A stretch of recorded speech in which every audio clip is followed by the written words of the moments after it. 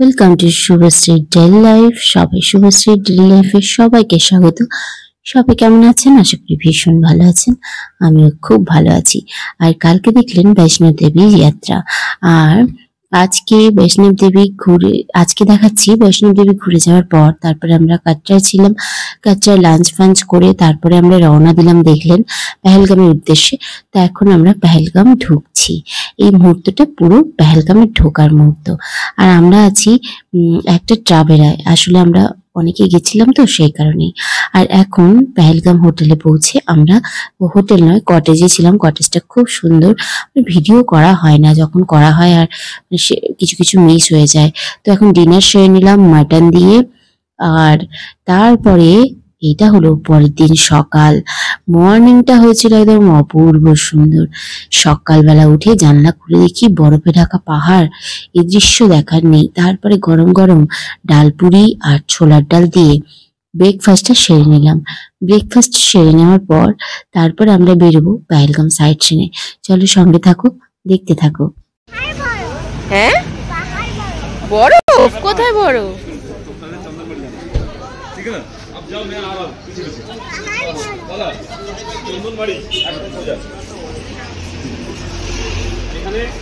চাবি লাগিয়েছো?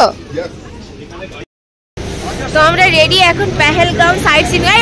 ধরো, Pahalgam site scene করার জন্য এখন আমরা পেহেলগাম সাইট সিনে বেরোচ্ছি।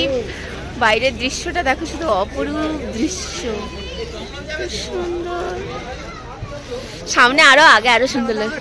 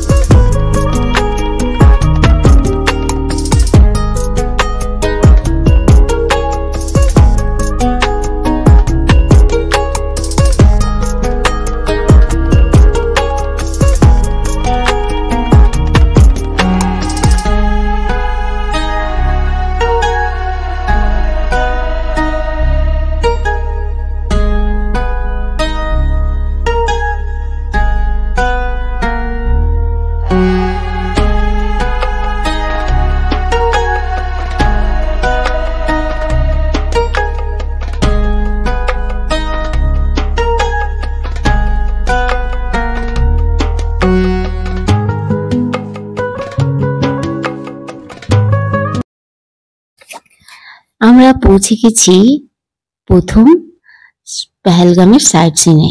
প্রথম সাইট সিন করতে চলে এলাম চন্দনবাড়ি।